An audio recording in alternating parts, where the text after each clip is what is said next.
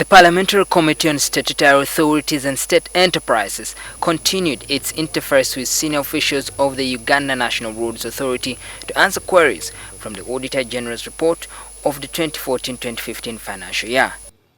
The issue in contention was that $22,000, approximately 58 million shillings at the time, was given to Karoli Ssemogerere, who was then one of the lawyers of Uganda National Roads Authority. To bring the lawyer, to come with the lawyer.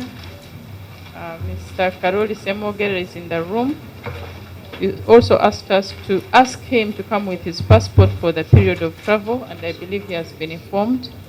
The money was to facilitate the lawyer to travel to the United States to ascertain whether Eutaw, the company that had won the bid to construct Mukono-Katosi road, was genuine. The money was to cover the travel costs as well as the lawyer's per diem. Per diem for 20 days at $450 per day. Air travel to the US, $6,000. Inland travel, $4,000. And contingency of $3,000.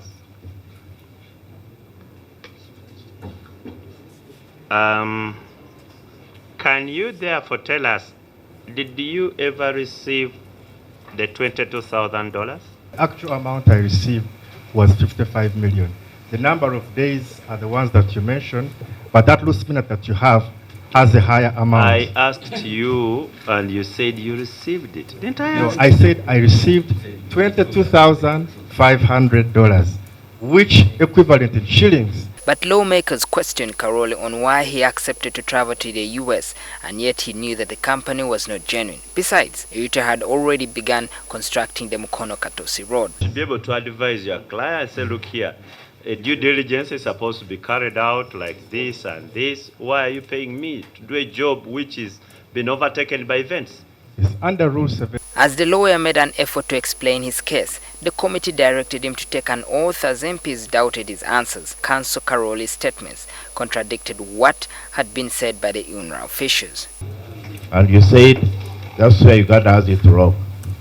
So in essence, you may not actually be trusting the committee, and as a reminder, this committee is composed of the politicians that you are criticizing on Facebook. So Mr. Chair, I do submit that you should be on record, you should be put on oath. Now that we have two contradicting statements from the lawyer and then from UNRA, can we put Mr. Ssemogerere to oath, really, for him to give us the rightful information? So help me God. Thank you. When he was asked to produce his passport to verify the dates of travel, Counsel Karoli failed to do so. The committee chairman then ordered police detectives attached to the committee to escort him out of the room to go pick his passports. Chairman, can I have a look at the passport so that I can be verified as you take the lead?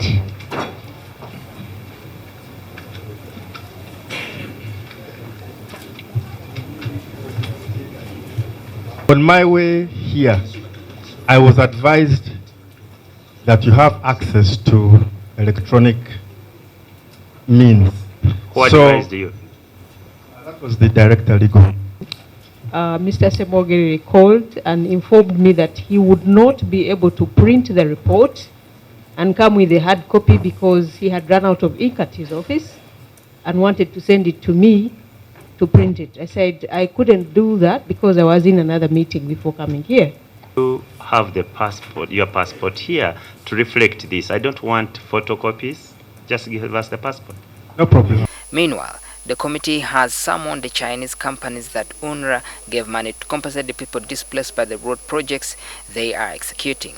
The companies were given about 48 billion shillings for compensation, but more than half of the money has not been accounted for.